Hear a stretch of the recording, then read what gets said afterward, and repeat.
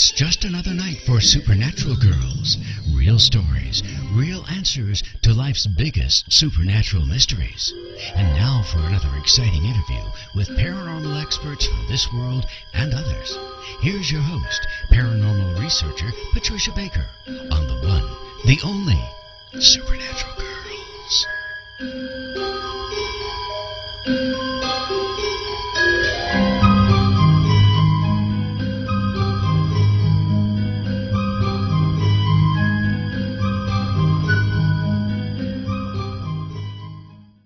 Radio. I am your host, Patricia Baker, and I am here with my co-host all the way from Tucson, Miss Patricia Kirkman. PK, how are you tonight? Doing fine, sitting on the edge of my chair to see if we're going to have a visitor or not. Okay, we're going to find out. We have lots of visitors to talk about tonight. Yes, we do. We've got a terrific guest. We have Brandon Massullo coming up, who is the author of the Ghost Studies. So we know you may have heard from Brandon before because he's making the rounds of all the radio shows, but we're going to take this in a little bit of a different direction tonight. It's going to be a lot of fun. So everybody buckle up. It's going to be a wild ride tonight with Brandon. We'll bring him on in a few minutes. And first, we're going to check in with you, PK. What's going on with the numbers? What are we up to this week? Well, I thought, firstly, we're in a retrograde, and there's not much that we're going to be able to do about that. We're going to be in it for about 3 weeks. Signed no contracts unless you absolutely have to. There's all kinds of things to deal with your communications, and it's not going to be fun. It's just one of those times when you just have to kind of deal with it. The retrograde is in effect until the 22nd, so no contracts to be signed. Watch out, traffic is going to be delayed. There's all kinds of things that are slowing everything down. So take a deep breath.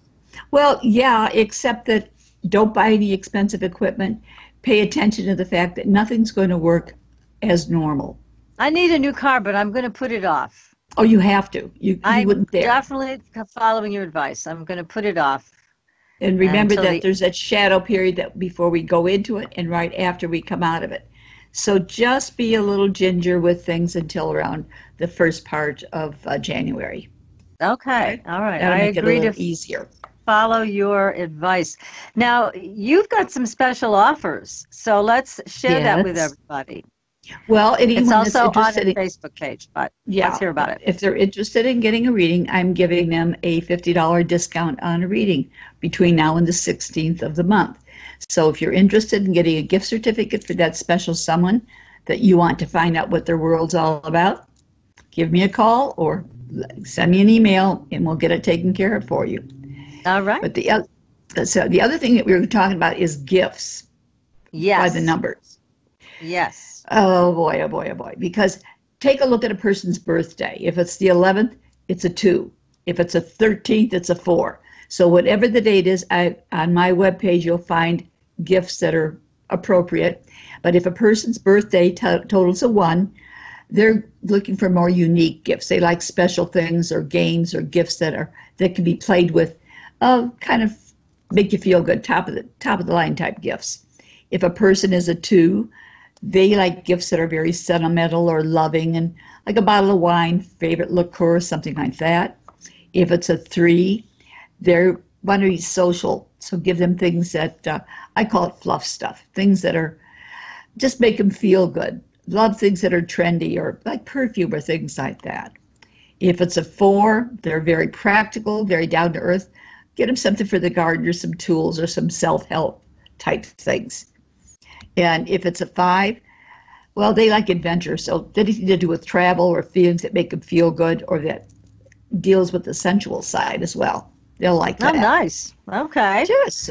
So all of this is on your website, which is patriciakirkman.com. So I just want to tell everybody that's the website you can go to. Go ahead and say, now number 6, if you're a 6, then what do you want for gift? Oh, the 6, they like things that are homey. They take them to a spa, take them to dinner, or something to do with interior decorating. They love things like that. Or even a cozy lifestyle, give them some hot chocolates. That's good. If it's a 7, the gifts they like are educational. They love knowledge. They adore books. They want to learn more about the spiritual side as well, and a gift certificate works great for them. An 8, they like gifts that are expensive. They like good gifts that you can adore, like a little bling, happy jewelry that wants to just jump on their wrist or on their fingers. Size doesn't matter. Just show them that where the money comes from. But at 9, they like gifts that are very sensitive, that show you care. They're the ones that are more artistic. They like things that are, artistic in all ways. But you could also help out their favorite charity and let them know that the donation was made in their name. They would love that. Oh, nice. Very nice. So it's just a real quick fix, just to and you can, again, go to patriciakirkman.com to get all the details on how to get your friends and family the best possible gifts for them. And again, don't forget to get a reading, because this has been a wild ride this year, has it not? And so you want to know what's coming up next year. And that's one of the best ways to do it, is to have PK do a reading for you. So patriciakirkman.com, go take a look and sign up for that special gift offer. And you'll be very happy with what happens. Yes, but they should also talk to you about the readings that you do that are available. I'm going to put a special offer together and follow your lead. That'll be up on our Facebook page and on our website, Supernatural Girlz with Z.com. Make sure you go to our Facebook page, because, again, we have tremendous paranormal stories this week. I mean, just one after another, from the crazy booms in the sky that nobody has an explanation for, to more UFO sightings and unusual cases. It's just been a plethora of stuff coming out, more and more and more. You got to love these cell phones, because people can actually take pictures and post the things they're seeing. It's wonderful. You can't deny things anymore when it's right there in black and white. That's right, and it's not photoshopped. It's the real deal. Right. So we've got it on our website, but there is one thing I wanted to share with everybody, because I want some input from our audience. As you know, we have the smartest audience in paranormal radio. Yes. And here's what happened. Our dear friend, Bob Luca, who is an abductee, and he's also the husband of Betty Andreasen Luca. The Andreasen affair was one of the most highly documented UFO cases in history. And that book is reprinted, and that's for sale now also. And they have a new book out called Lifting of the Veil. So take a look at both of those for Christmas gifts for your friends and family. But here's what happened. Bob posted on his Facebook page a letter that he received in 1983 from the White House. And we posted it on our page, too. And here's what it said. Dear Mr. Luca, on behalf of the president, who was Reagan at the time, I wish to thank you for your message asking the president to meet you and Mr. Larry Fawcett. Now, Larry Fawcett was a police officer who investigated UFO cases also. While the president desires to meet and talk with friends and supporters whenever possible, I am sure that you will understand that there are so many requests of this type that we cannot schedule these visits as often as he would like. Nonetheless, please know that your interest is most appreciated. And it's signed by Frederick J. Ryan, Jr., who is the Director of Presidential Appointments and Scheduling. And what Bob and Larry wanted to discuss, obviously, was the UFO situation. Right. So what happened was Bob posted this and explained a little bit about the letter and the reason that he got this letter. And then guess what? All of a sudden, FB takes it off. Now, why? Was there anything inflammatory there? No. But all of a sudden, the post was removed from our page, from his page, and from a whole bunch of other pages. It was insane. So I would love to know from our audience, who is so very smart, why do you think this was removed? So here's Bob's comments on it. He said, I posted this morning, and in a short time it was taken off for some reason. I stated this after my wife and I interviewed Larry Warren in 1982 regarding the RFI landing. We went looking to government for answers. As you can see, they were not about to give us the satisfaction of even talking to us. As a PS, we had also tried to talk to CIA, FBI, NASA, etc., all with the same results. Please share this. So that's what happened. We'd love to know what your thoughts are on why Facebook would have felt the need to remove this. But in the meantime, we've reposted it, so please share it. Are we rebels? We are rebels. Just a tad. Yeah. So anyway, so that's something I wanted to share with everybody tonight. Get your insight. Please go to our Facebook page and share that post from Bob Luca. Let's see what we can find out about why Facebook wanted to take that off. Makes no sense to me at all, but that's what happened. So let's bring our guest on. We've got a fun guest tonight. This guy, he's so sharp. He's looking into the whole issue of ghosts in a new way. So that's why we had to have him on. This is an amazing amount of research that he's done, and he is a clinical therapist. How about that? And a parapsychologist residing in Medina, Ohio. And he is fascinated by paranormal phenomena. He's been involved with it for more than 20 years. And he's been a participant in and a featured speaker at numerous paranormal forums and events. So we got to find out what he thinks about all this stuff. Are we all crazy, or is this for real? The Ghost Studies is the name of the book. It's right here by Brandon Massullo. Mm-hmm. Brandon, welcome to the show. Hi, thanks for having me. It's great to be here. Hey, it's a pleasure having you on. You are trying to crack the code here of ghosts, and we certainly appreciate that. Yes, because we think all this stuff is normal. We don't know why people think it isn't, but that's okay. I know you're going to explain to us things that we may have not heard of before. So how did you get involved with this? I mean, you're an actual clinical therapist, so what drove you to look into the paranormal? Well, I mean, it started when I was a teenager, actually. I was sleeping over a friend's house. I think I was 14, 13, something like that. And one of my other friends come running in the room saying he just saw a ghost. And I didn't see it. And he was really scared. And he started asking me, do you think ghosts are real? What are ghosts? Probably 30 other questions. And I remember just kind of staring at him and thinking, I don't know. I have no idea, because I never really thought about it before. So then I went to the library, picked up a book on parapsychology, read through that in a day or two, picked up another book at the library, kept going and going and going. So I read every book there was on parapsychology. And then the next thing you know, I'm studying psychology at the University of Toledo. And I remember, and I've told this story before, I remember going up to one of the professors at the University of Toledo and saying, you know, I'm really interested in parapsychology. I'd like to get into that. And I remember him just telling me, that's a really bad idea. Because you'll never be able to support yourself. You'll starve. What was his reason? You'll have no career. Yeah, all those combined, really. He was kind of like, well, you know, there's not. It's not. I don't even. He didn't really say it wasn't respected, but he said that there's not a lot of people in the States that do parapsychology. You're lucky to get a job in it. Again, you know, you're better off getting a degree in something more practical.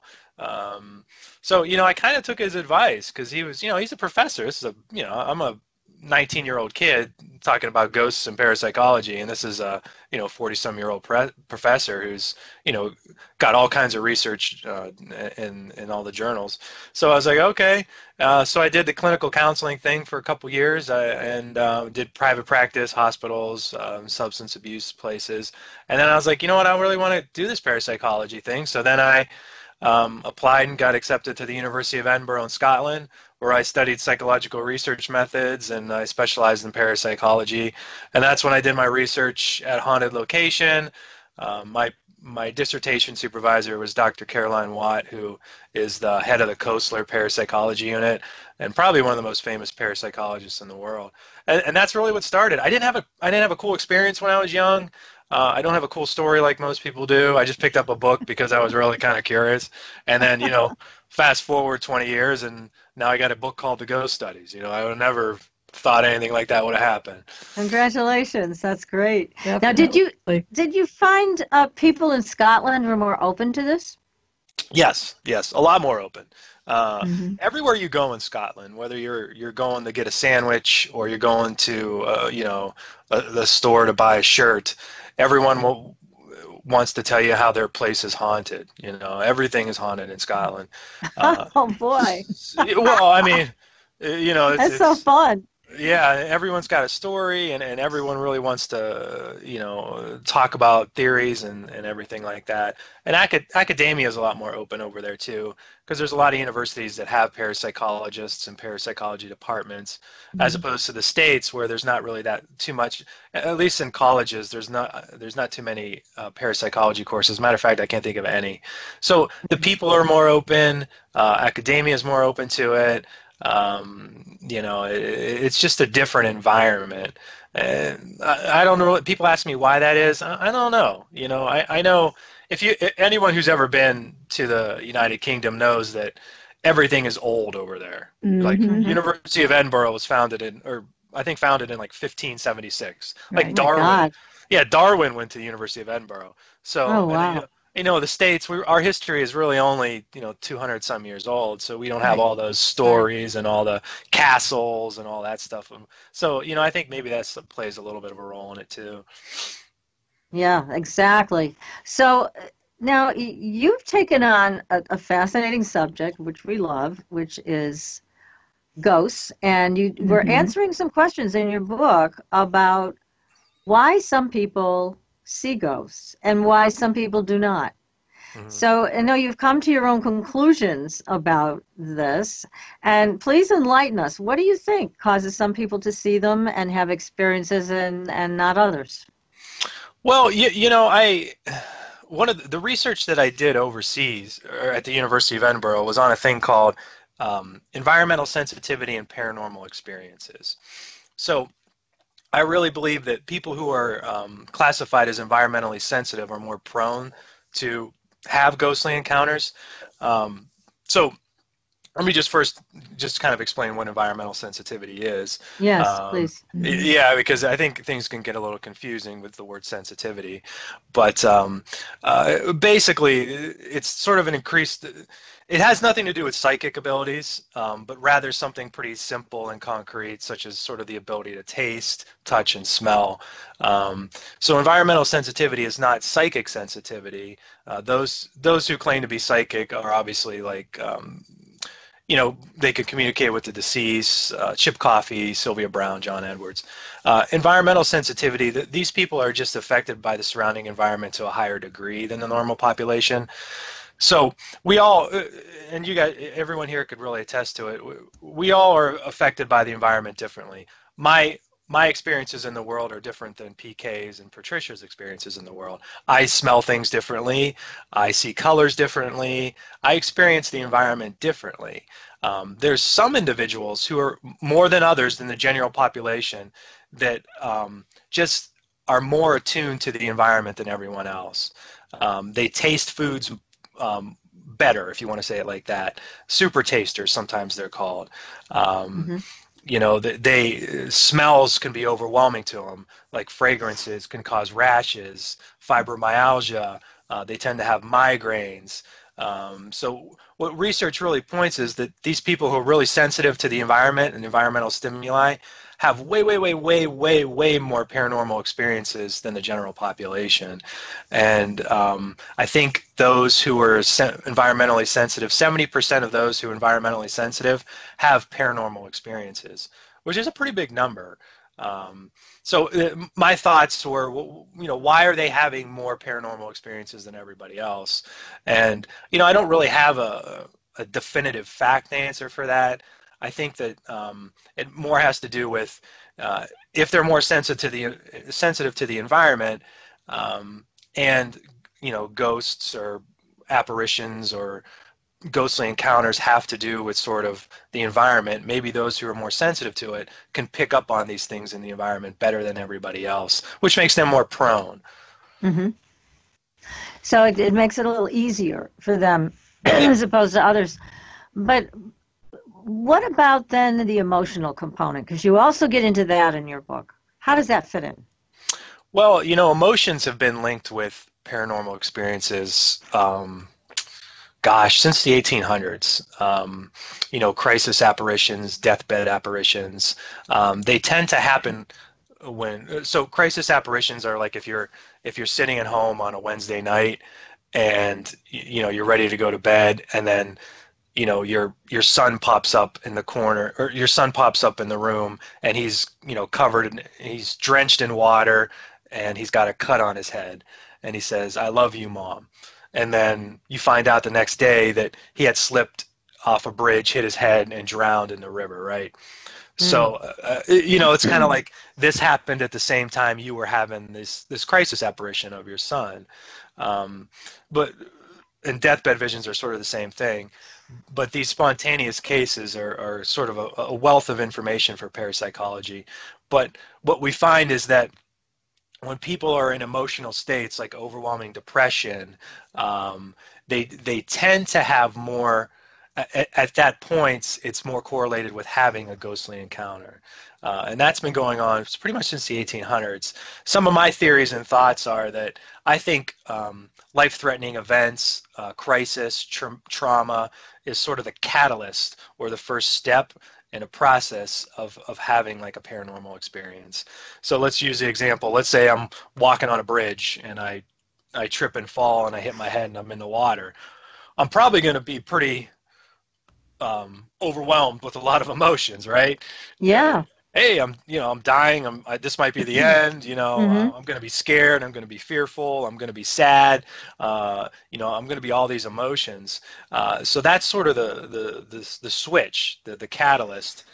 So then these emotions happen, and I want to communicate them to somebody.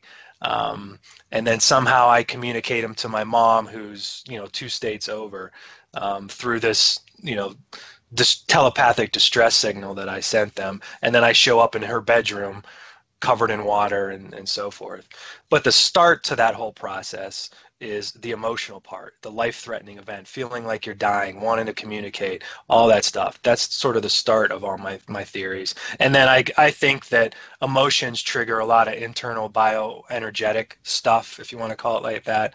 And then that leads to sort of resonating through the environment. I have a whole equation, is what I call it in the book. Yeah, I mean, emotions seem to be a valuable part of a lot of things, including prayer. I mean, people talk about if you want to pray successfully, you've got to put your emotions into it. Whether it's desperation or love or whatever it is, you've got to pray with that feeling of emotion, because emotion's kind of like the rocket fuel, isn't it? I mean, it's the stuff that pushes the energy forward. Yeah, it's I think I can't remember if it was Carl Jung who said something along the lines of, if there's no significant emotional dynamics in a house, he didn't think that there would be any sort of hauntings or apparitional experiences. So this idea that emotions are linked with ghosts and prayer and spirit and all that, it's been going on for a while. I don't think it's hard to really quantify emotions, right? It is. Like, yeah, you can't take a blood test and know someone's emotional. Right. So right. Quantifying that's difficult. But there is this huge correlation between paranormal experiences and emotions. And I think science is just trying to figure out why that is, or what happens with our bodies when we get overwhelmed trauma-wise and emotion-wise. Yeah, there's a lot to this emotional aspect, I think. And I know I used to work for Bob Monroe years ago from the Monroe Institute. And I remember Bob saying that we don't have the technology to really measure what's going on with the paranormal. He said we're kind of measuring like the exhaust from the car, as if that means something. But that's as far as we've got. But with emotion's interesting to me for a number of reasons, but it's also linked to water. I mean, emotion and water. If you're dreaming of water, we have a dream at night and there's something about water, you're dreaming about emotion. That's a universal symbol. But there's also something kind of spooky with water. And let me mention this one to you and tell me what you think, because we're familiar, and I'm sure you are too, with the work of David Paulides. Are you familiar with David's work? He is a retired police officer who has been cataloging all of these mysterious disappearances of people in our national parks and in urban areas now as well. Okay. And one of the things that he finds in almost every case is the link to water.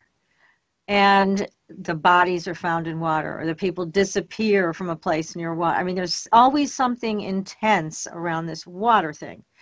And I'm wondering, I read David's work. It's incredible the amount of work he's put into this to try to bring all this together. He has no answer for how these people go missing and what's causing them to go missing. But it makes me wonder, do we need to know more about water? I mean, what is it about water that we don't know is the question I have.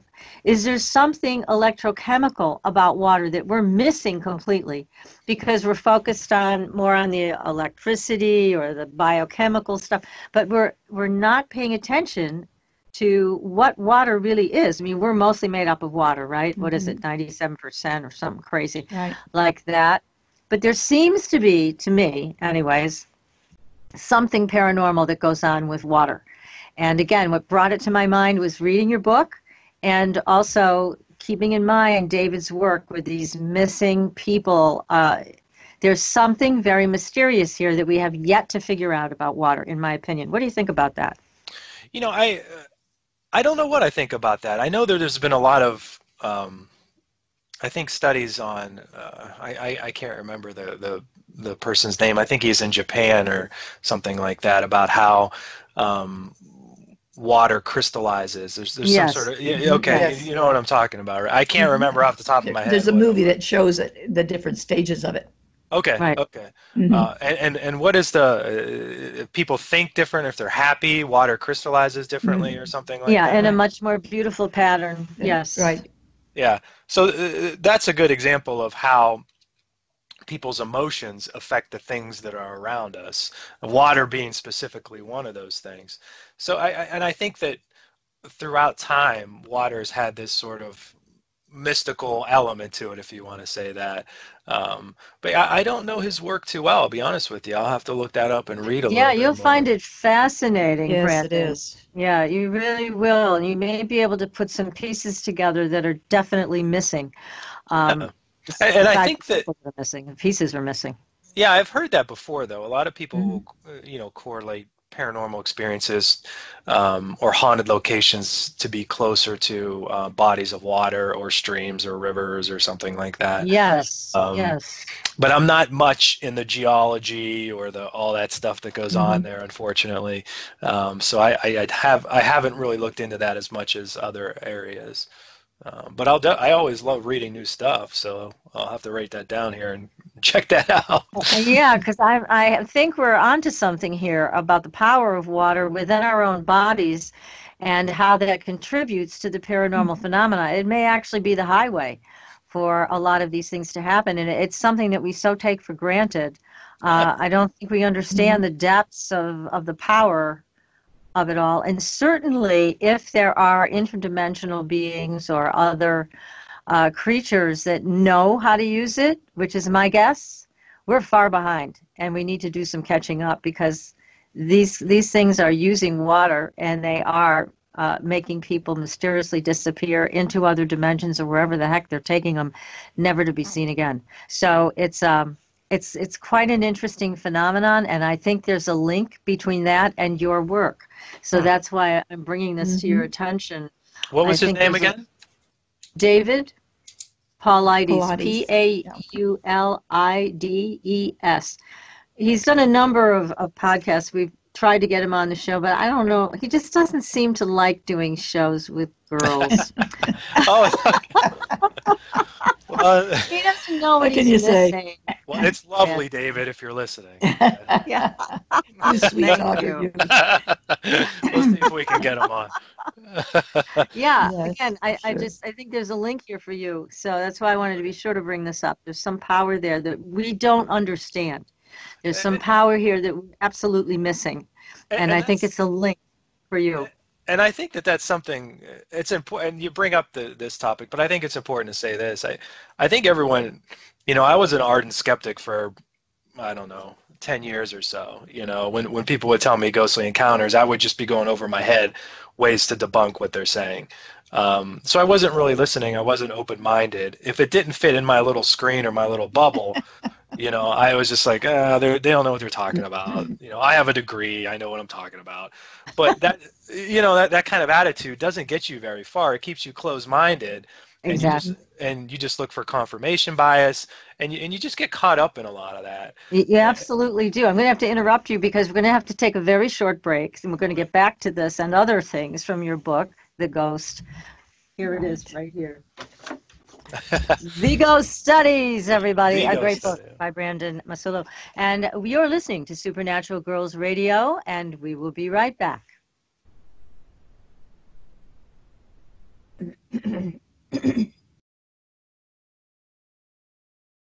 Welcome back, everyone, to Supernatural Girlz Radio. I'm your host, Patricia Baker. I am here with my co-host, PK, and our terrific guest tonight, who is Brandon Massullo. He is the author of The Ghost Studies, and that's what we're talking about. It's the latest and greatest. Excellent book. Fabulous book, a great Christmas present for all your friends who are into this kind of thing, and some that aren't. Let's change their mind about this. So we've got some questions for you, Brandon, from the chat room. So I'm going to go ahead and go down some of this list here. From Cheryl Marks, she wants to know, when your friends saw the ghost way back when you were a teenager, what did the ghost look like? Well, the place we were staying at was my friend's house, and he lived probably, I don't know how, it was like next door to a cemetery. And the ghost was, it was female. It had he described it as like an older dress on. So I'm guessing that probably meant like 40s or 50s or something like that. And it had a hat on, and it kind of walked into the basement, like the doorway. And then it walked in a little bit and then disappeared, if I remember it correctly. So it was kind of really, and then I think my friend who lived there said he had seen the ghost before as well. So nobody back then it was just like, oh, ghost, okay. So no one did research, no one Googled anything. They just like, oh, it's a ghost, okay. And then you kind of just move on for the rest. You don't go to a library and research who lived there before and the land or anything like that. It was just kind of, it is what it is, and you move on. Very interesting. Yes. Okay. This is from Precious Stone, who says, hi, Brandon. Can you explain if any of these abilities that some have are linked to familial DNA?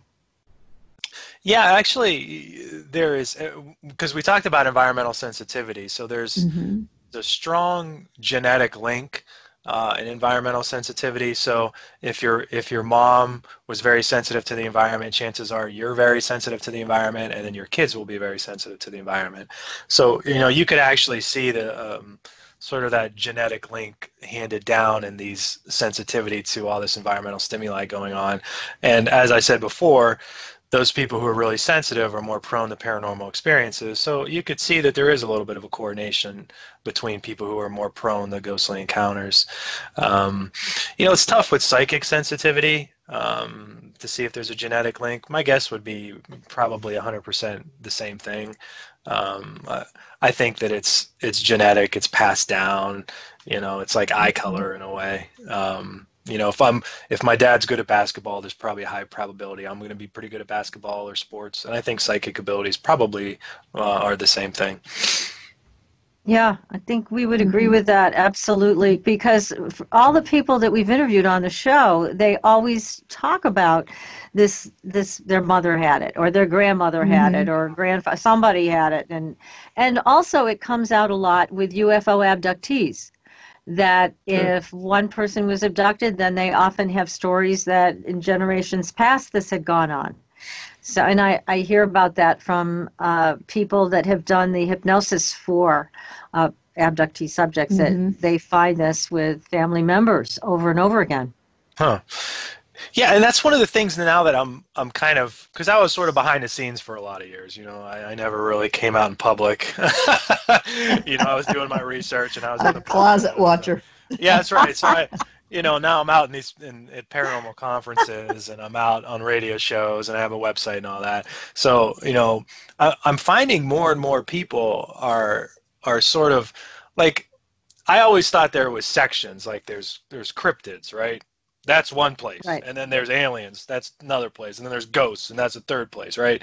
But I'm finding that there's a little bit of a blurry line between some things like that. Like, abductees have similar experiences to those with ghosts. So I didn't realize there was a lot of that melding of all these phenomenon into one thing, which I'm finding out more and more now that I go to these conferences, which is kind of really interesting. I never really looked at that before. Yeah, it is fascinating. It's like, well, why does somebody see a ghost? Why does somebody see Bigfoot? I mean, are these things linked? Are these people having some experiences because of some of the same factors that you identify in your book? Mm-hmm. Yeah, and then sometimes people will talk about their alien encounters, and it sounds a lot like a ghostly encounter, and you kind of go, oh, okay, there's a lot of similarities there. It's kind of a weird melding I never really saw before. Yeah, it's fascinating.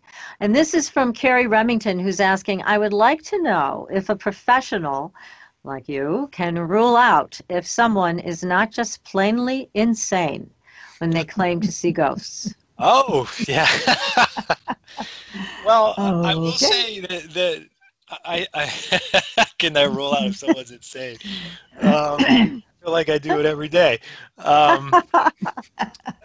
It can be done. I think in the book I have a chapter called Not Everything is Paranormal. Mm-hmm. And one of the things that I go over in that chapter is sort of the mental illness and ghostly encounters, right? So if someone talks about seeing a ghost, there's always one skeptic in the room that just goes, oh, that person's crazy and they're hallucinating, mm-hmm. right? Mm-hmm. It doesn't really work that way. I've done over 5,000 psychological evaluations. So I know how to diagnose someone who's schizophrenic. I know how to diagnose someone who's schizoaffective. I know hallucinations. I know delusions. And there is a difference between having consistent visual, auditory, and command hallucinations and having a ghostly encounter once or twice in your life, right? There's a difference between that. So it can be done. I think that, whenever I have a lot of ghostly encounter cases in my book, and none of these people were schizophrenic or schizoaffective or had any type of psychosis involved in it. So you can really parcel that stuff out. I know I've ran into some people in my time that I can definitely tell had some mental illnesses. There was one gentleman who he was adamant that there was a light outside of his room that would go off on certain times throughout the night, and he was adamant that it was a ghost, just adamant about it. And the neighbor actually told him, no, it's a motion detected light. It just goes off when something goes by it. And he was still convinced it was ghost. So at that point, you kind of have to go, well, there's probably something more going on there. And then he thought the light was trying to communicate with him. So you could see some stretches involved in that. But like I said before, you could parcel out usually mental illness and ghostly encounters. And I think a lot of people who have legitimate ghostly encounters, there's no real mental illness with them, at least in my experience. Yeah, that would make sense. Now, one of the things, too, that we've heard recently, because we've talked to some psychologists and psychiatrists that we wanted to have come on the show, but they were scared to because they didn't want to lose their job.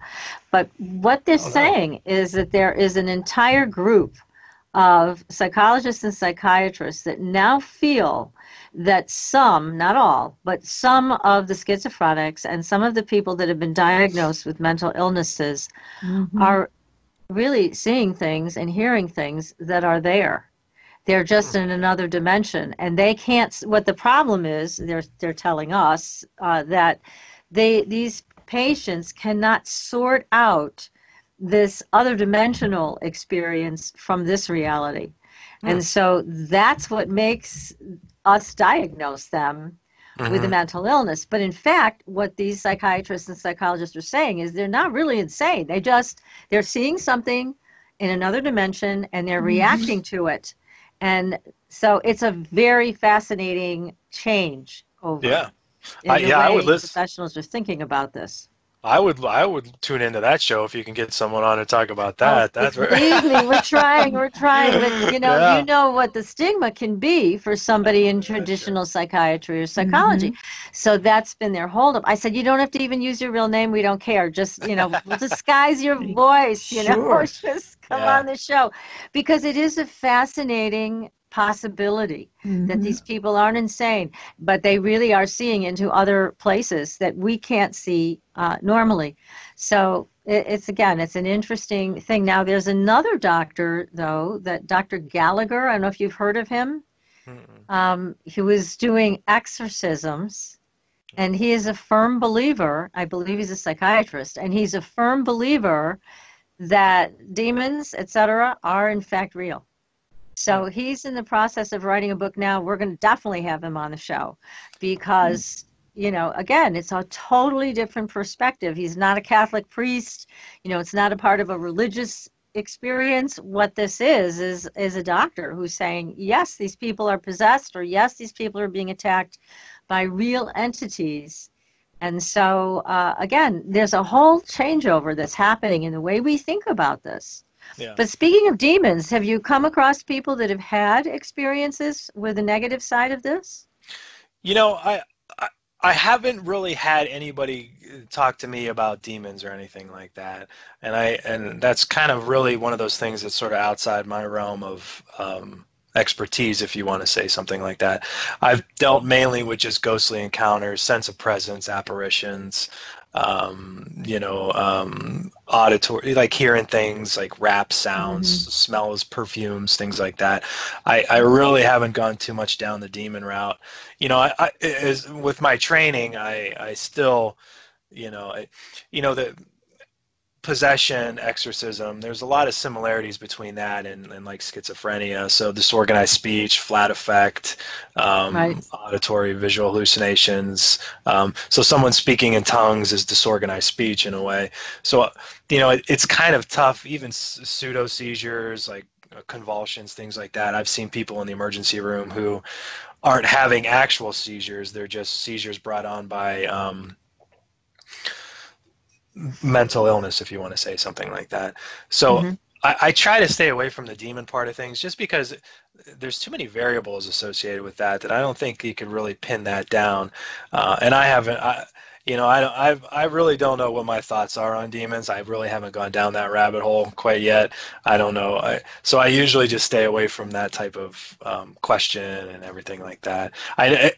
People always will send me messages on the Facebook and the Twitter asking me about that, and I really don't know. I think there's a lot of people out there who know a lot about that than I do, so I try to stay away and direct them towards them. Sure, it makes sense. I don't know if I'd want to go down that rabbit hole right now. Yeah, that's all I need to do is freak myself out with demons and things like that. Yeah. But then that's the second book. Yeah, exactly. I got freaked out by demons. Yeah. Here's another question for you, Brandon. This is from Preston D, who asks, I'm also curious about the idea of ghosts versus aliens, in that they may truly be the same entity. Could aliens not project their form of something we are familiar with, like a human being, so the witness can interpret it as a ghost? Good question. Yeah, and I think that there's a lot of thought about actually, what are apparitions and what are ghosts? Are they sort of this internal projection of what's going on with us psychologically? So is seeing the ghost of a recently deceased relative, is that sort of like our grief projecting itself out into the environment? You mentioned, again, aliens I don't know much about, but, if that realm falls into it, are they just manipulating and doing things like that? So that's the problem nowadays, is there's so many questions, and there's so many sort of thoughts about what's going on or possibilities that are going on. It's tough to sort of narrow that down, especially when you have this in the last 10 years, or I don't know, 5 years, where quantum mechanics and quantum physics has sort of gotten into this whole paranormal realm that, you could really say, well, it's interdimensional string theory type going, and then people go, well, how do you know that? Well, it's quantum mechanics. So quantum mechanics has become that word that sort of can explain everything now, and I think that's and there's probably a lot to it. I'm not a physicist, obviously, but I think it's dangerous sometimes to go down that road, to say, well, it's just quantum physics, or it's interdimensional, or it's aliens. I like to sort of, and again, my little bubble is ghostly encounters. So I like to look at these ghostly encounters on a case-by-case basis and sort of go, well, what's going on here? What happened in this situation? What was this person feeling? What was their personal experience? And I try to stay away from sort of those external quantum mechanics and, aliens and dimensions and things like that, because I think that gets my brain going in all different places. Because, it's like if you're researching something and you Google quantum physics, the next thing you know, it's like 9 hours later, and I'm just, my eyes are just like this. I don't know what's going on. I've read 200 websites, and I got to go to sleep. So I have to really focus myself on one thing and one thing at a time. And that's when people ask me about demons and aliens and Bigfoot. I'm going, I can't deal with all this right now. I just got to focus on ghosts. Please, I promise maybe I'll get to it sooner or later, but please let me just focus on ghosts. Yeah, understood. It's understood. There's so much to this. Now, in your book, you talk a lot about electricity and how that applies to these ghostly encounters. Tell us more about that. Well, the correlation between EMFs and electricity and energy and ghosts has been going on for a while. I don't know. Did you know any paranormal team that doesn't have an EMF meter? No, everybody does. Yeah. Every show you watch. I have one on my phone. Yeah. Every show you watch, someone's carrying around that EMF meter, and it's almost part of, like, if someone told you to draw a ghost hunter, they would draw them with a black vest and holding an EMF meter. Right. So the correlation between electricity and ghostly encounters has been going on for a long time. The big question is, at least when it comes to research parapsychology, are these electromagnetic fields in a way causing people to have ghostly encounters, or are ghosts utilizing the energy in the environment to manifest themselves, which are affecting these EMF meters, right? So if you have someone walking around with the EMF meter and it goes bananas on them, they say, oh my, okay, here's an example of a ghost here. They would say that it's the ghost is using the energy in the environment to manifest themselves. There's a lot of research out there, like by Michael Persinger, who is kind of most famous for the God helmet. Have you ever heard of the God helmet? Okay. Yes, yes. It's basically like a bicycle helmet that they put on these people. Right. And a crude way of saying this, but it shot electromagnetic fields in their brains.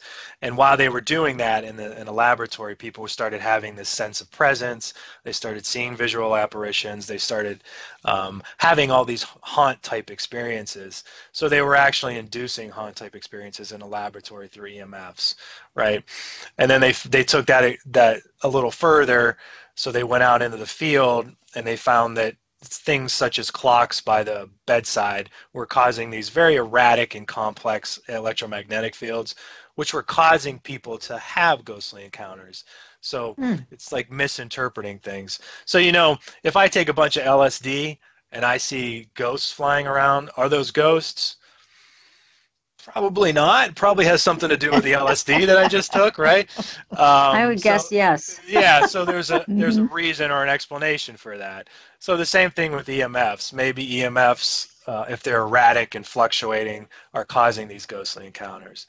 But then on the other side of that, the argument is, well, if you have an erratic EMF and it's moving throughout the house and it's following you around and there's no source to the EMF, wouldn't that indicate that it could be something paranormal? And I think that's what a lot of the ghost hunters, when they use these these EMFs are trying to say. If you have an EMF that's really high next to a dishwasher, you could sort of say, well, it's the dishwasher. If you have an EMF that walks around the house like a human, then you could possibly say, well, it's a ghost. So this correlation has always been there. Again, the question is, what is it? So in the book, I go over all the latest research. I go over all the looking at it from both sides. I go over sort of the electricity that's inside our bodies and how that can sometimes be, ghosts might be able to use, or apparitions or ghostly encounters could be the result of that as well. So I really take the reader through start to finish how EMF is correlated with ghostly encounters. Right. So the book really reads as sort of, I'm not preaching to people what's out there. I'm giving them the latest research on both sides, and I'm asking them to sort of think a little bit outside the box when it comes to electricity and ghosts. And I think that that's really what we need in the paranormal field, is just this, knowing a little bit more. There's all these tech books about what EMFs to use, what they do, blah, blah, blah, blah, blah. But I think looking at what research is out there and sort of understanding what the correlations are, I think we can get a better idea of that.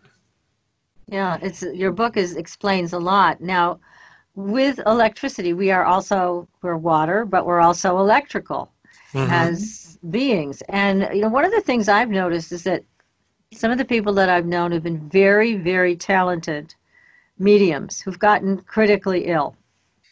They lose their ability through their illness. It's like the electrical sensation of whatever they had connected to these channels just goes away. It's like the electrical volume goes way down, and they can't do what they used to do in the past. It's interesting, but I know it's also related to health. They're also saying that electrical stimulation can help health, to bring that electrical volume back up. So there's a lot to that with the electrical stimulation of who we are as people, how we use that. Yeah, and like you said, every ghostly encounter that's happened since the dawn of time has involved electricity, because humans have been present to see the ghost, see the poltergeist, do whatever. And anytime a human is present, electricity is present, because we're electrical beings. From reading something in a book, there's electrical impulses going through my eyes into my brain, and my heart's beating. I got neurons are firing. There's electricity occurring all the time inside of us, and it's not just encapsulated inside of us. It also sort of leaks out into the environment as well. So this idea that electricity is part of everything that goes on in the world. We're surrounded by EMFs. There's no way you can't avoid them. Right, you can't. Is there are opportunities, shall we say, where the veil is thinner, where a person can step over that feeling that they have, where it becomes more obvious because of the electrical? I think people who are more sensitive to the environment, like I talked before, are more sensitive to electromagnetic fields, more sensitive to the environment that's around them. So let's say ghosts have something to do with like the imprint theory, where there's recordings in the environment that certain sensitive people pick up on. Right? If I'm more sensitive to EMFs, and EMFs are sort of encoded in the environment, chances are I'm more likely to have these encounters, because I'm more apt to what's going on magnetically in the environment. So the veil would be thinner for these types of people, if you want to look at it like that. Interesting. So we're going to take another short break. But before we do, I just want to remind everybody, go to our Facebook page, give us a like, follow us there, take a look at all the stories we have, all the paranormal stuff going on in the world today. It's on our Facebook page. Yes, sign up for the Fringe Files, our newsletter on Supernatural Girlz website, supernaturalgirls.com. Be sure to visit patriciakirkman.com for her special offers. You get money off. You can't beat this deal. Take a look at what you need for next year at patriciakirkman.com. You are listening to Supernatural Girlz Radio. We will be right back. Welcome back, everyone, to Supernatural Girlz Radio. I am your host, Patricia Baker. I am here with my co-host, PK, and our terrific guest tonight. We're having so much fun with him, Brandon Massullo. He's the author of a great book, everybody. It is called It's The a Ghost great read. Studies. You will It's just excellent. enjoy it. Excellent. It really Latest is. research, latest of everything. You need to read it. It's great. But we got to talk about what's behind you on the wall. Yes, This this is the guy right coolest here. thing in the world. What is that? Tell our audience what you did. Well, what I did, it's a proton pack from the Ghostbusters. When I was in grad school, I built a 100% replica of the proton pack. It took me a little while to build, but it's 100% accurate. I didn't put the lights on it yet. I probably never will because my wife won't let me. But because it's bad enough it's hanging on my wall, but for it to make noise is another level of annoying. But yeah, so it's 100% accurate. It's just like the screen. It's kind of my pride and joy. I'm a big Ghostbusters fan, like most people who are in the paranormal. The three parapsychologists wandering around with unlicensed nuclear accelerators on their back. So. What could be better? Yeah, that's great. That is so great.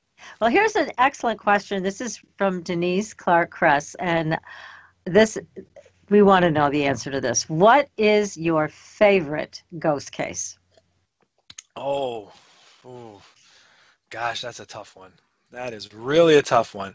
You know, when I went through the book, I have probably about I don't know, maybe 15 or so cases in there. So it's tough to pick really one. I will read you what I think is probably my most favorite one.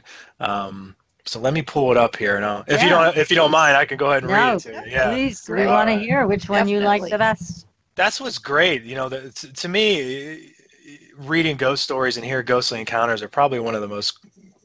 That's the coolest thing about studying this type of thing, because everyone has a pretty cool story. But what's great about the book is I sort of break it down like, hey, this might be going on here. So let me pull something up here because I can't remember them off the top of my head. Sure. Unfortunately. That's fine. Yeah, my memory's never been good. Okay, let me get the one with. Okay. It's tough to pick one, but I tell you what I'll do. I'll pick. Okay, this one's kind of a short one. I really like it though. So I was lying awake in bed for hours. I could not fall asleep, and I could not understand why. I was very anxious, and I felt as if something wasn't right. Without warning, a soft glowing light appeared next to my bed. The light gradually morphed into the form of a man whom I recognized instantly as my ex-husband. He did not say anything and appeared to be just staring at me. What was bizarre was that I wasn't scared and I had little reaction aside from being curious. The next day, I got a call from my son, my ex-husband's child, stating that my ex had died the night before unexpectedly. His death occurred around the same time I saw his image in my room. I think he wanted to say goodbye one last time. I think that's a pretty cool story. You know, right. This Definitely. person never had any paranormal experiences in their life and had nothing since then. But you have this one life-changing event that's you see your ex-husband in front of your bed staring at you, and then finding out that he died at the same time, you know, across town or something like that. So to me, that's a life-changing event, and it seems small, but it doesn't have demons or, you know, people getting scratched or anything like that. But it's a really neat, spontaneous case example of a paranormal experience, and to me those are sometimes the best ones. Very simple.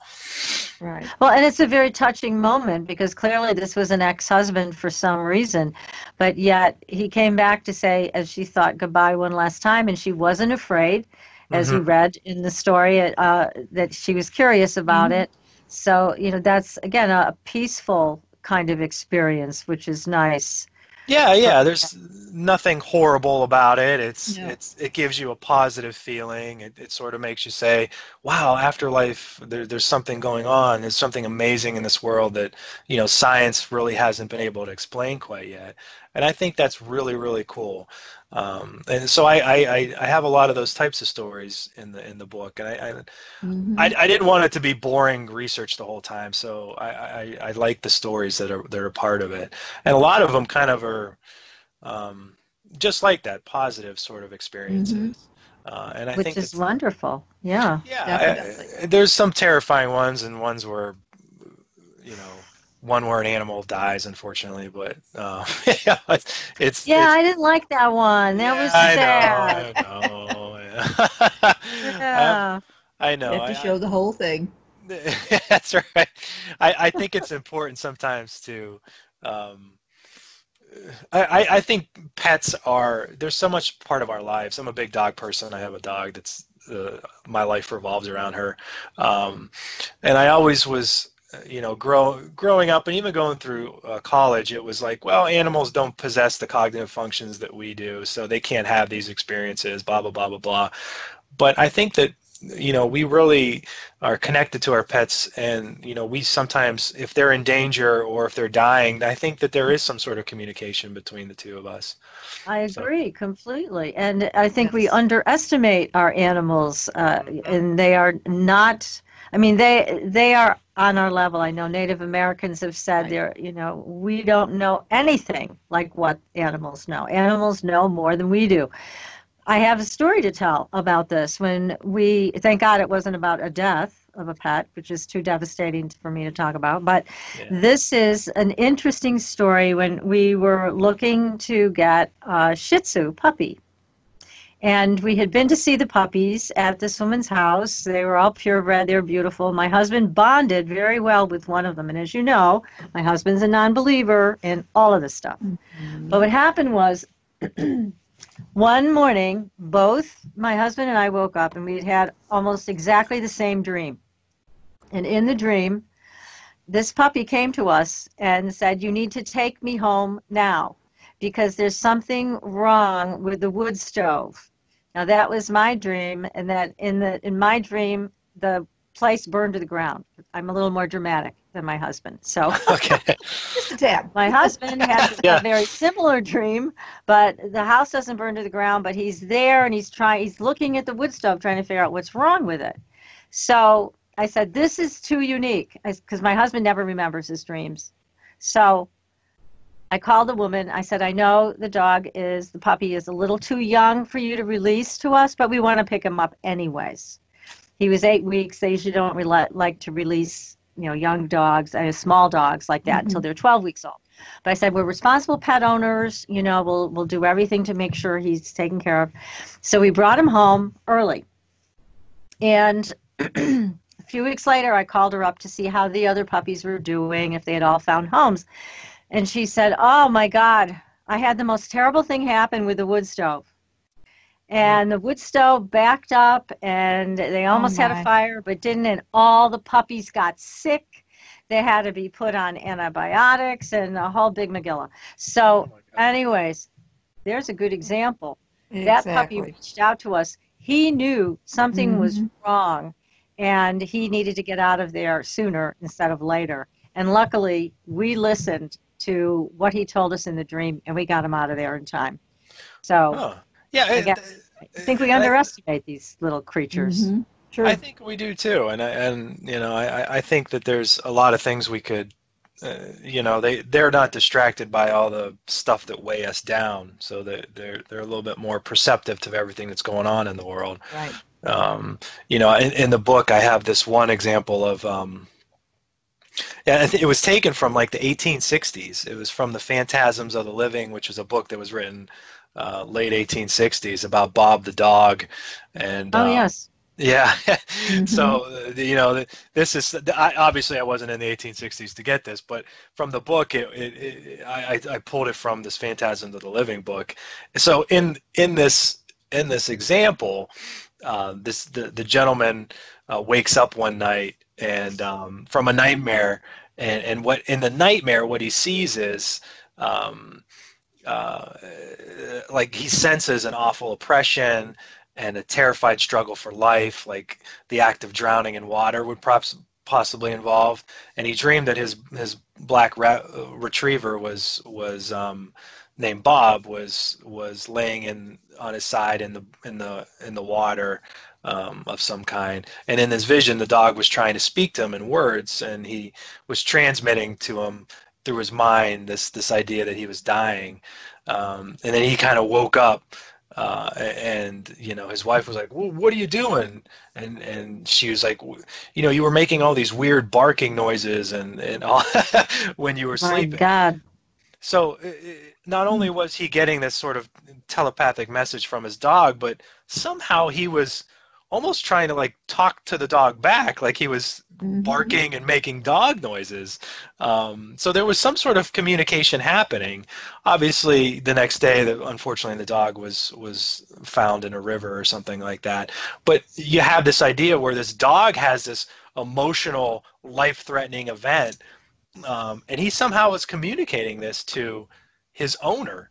And there's some sort of communication happening, like a telepathic thought transference type thing happening. So to me, that's a kind of a really cool example of this things that are happening that we're not really looking for, just happen out of the blue. And it has to do with emotions. It has to do with communicating thoughts across long distances. And I think that's all fascinating. And I think it all sort of goes to those deathbed apparitions and crisis apparitions. Yeah. And so they are connected to us, and we need to listen to what they have to say. It's too bad he couldn't save the dog, because it sounded like the dog was really wanting to be saved. Yeah. So that's too bad. Well, here's another question for you. This is from Bailey Shaw, who says, what about ghostly possessions like we saw in the movie Ghost? Is this all a farce? Ghostly possessions like... God, I haven't seen Ghosts in a while. I know. That's I one with Patrick Swayze. Patrick Swayze. He took over the Demi Moore, yes, and Whoopi Goldberg. Yeah, a lot of the case examples that I come across, I've never come across anyone who's reported to be possessed by a spirit of any kind. If that does happen, I suppose it's probably really, really, really, really, really, really, really rare.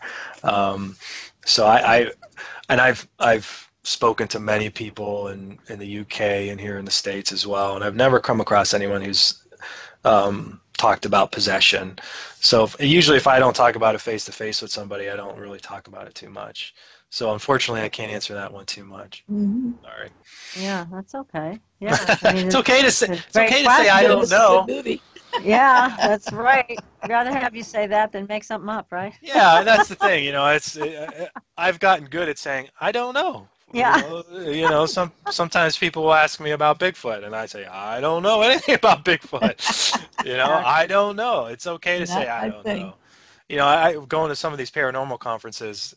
I think there's a lot of pressure for people who are doing lectures and speaking to have all the answers. And you can't have all the answers, especially when it comes to the paranormal. So you have to just say, this is what I think, but I don't know. Like possession, I don't know about. Demons, I don't know about. What about the new technologies that are coming out?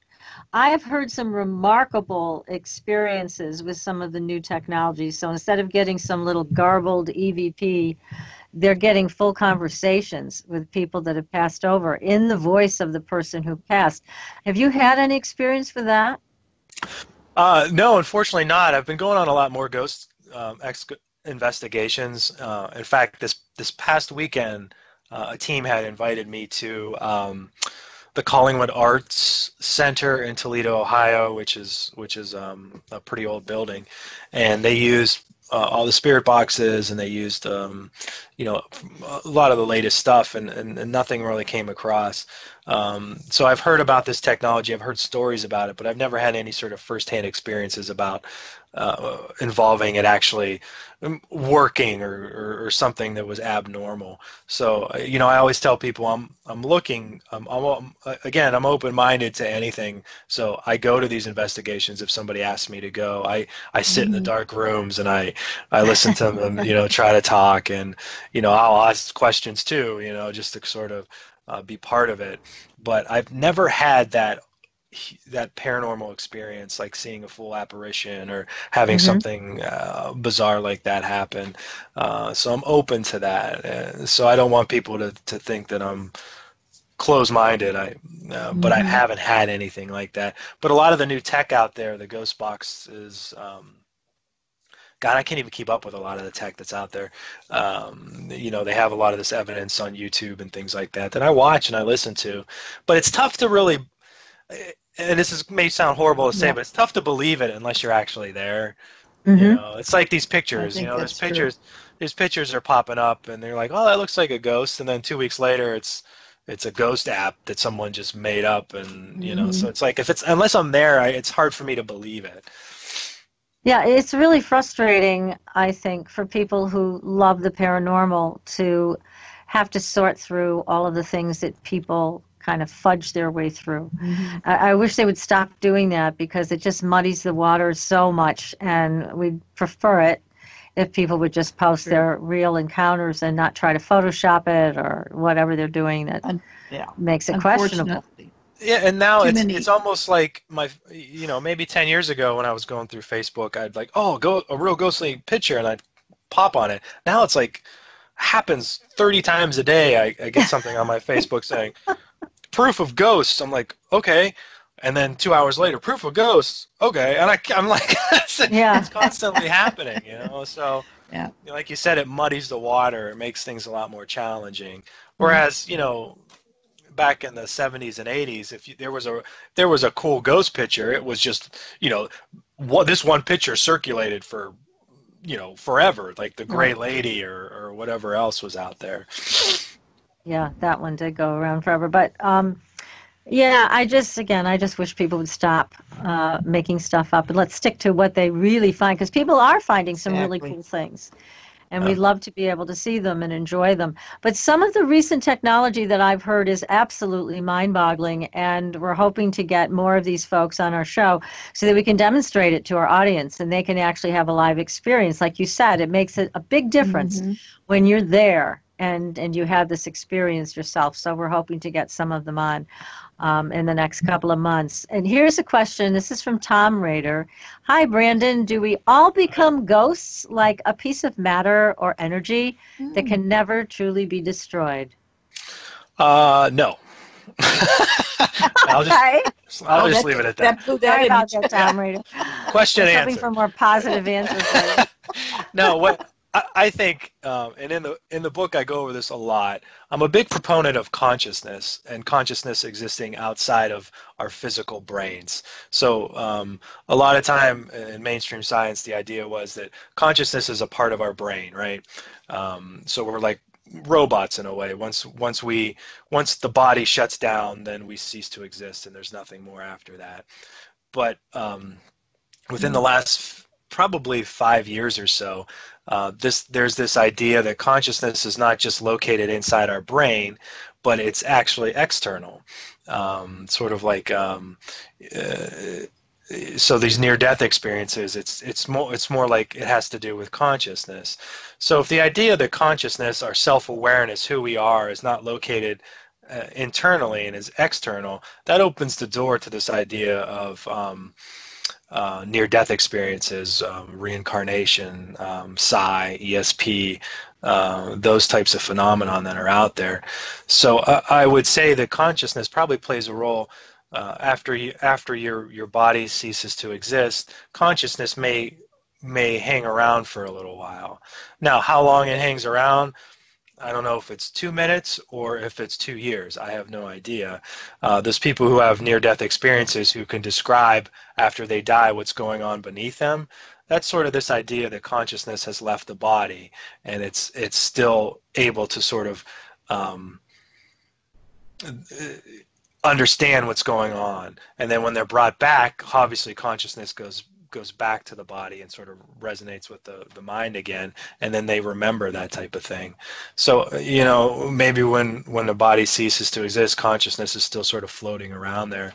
You know, Michael Persinger, who we talked about a little bit earlier, has a YouTube video out called No More Secrets, and in it he kind of goes over this idea that the environment, so the atmosphere, has enough energy to sort of hold and maintain every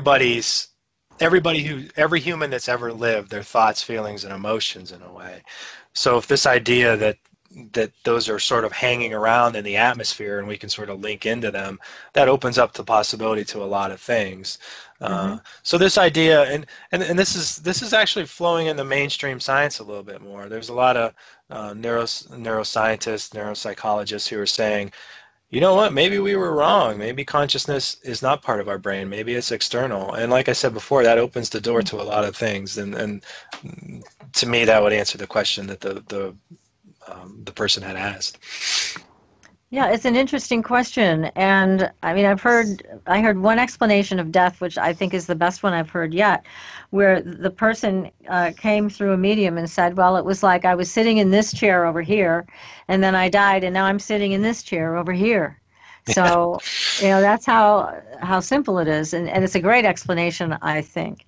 But yeah, all of these are such fabulous questions to keep asking, and your book does provide some direction as to where to look next, for some of these answers. I think, I think consciousness and consciousness studies, I think we're going to hear a lot more about that in the next 2 or 3 years when it comes to the paranormal. You're going to see a lot more books about how consciousness relates to ghosts and paranormal and near-death experiences.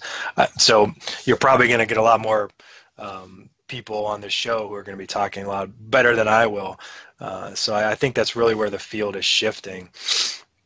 Yeah, I think there's a lot of people that are reaching out, and they're no longer ashamed about talking about these things. Thank goodness. It is following more of a mainstream current for a change, which is great, because we need to look at all this stuff, and these are unanswered questions for millennia. So we need to be able to have some better discussions about this without the embarrassment, that has been heaped on people that have had experiences or have some idea of what's going on.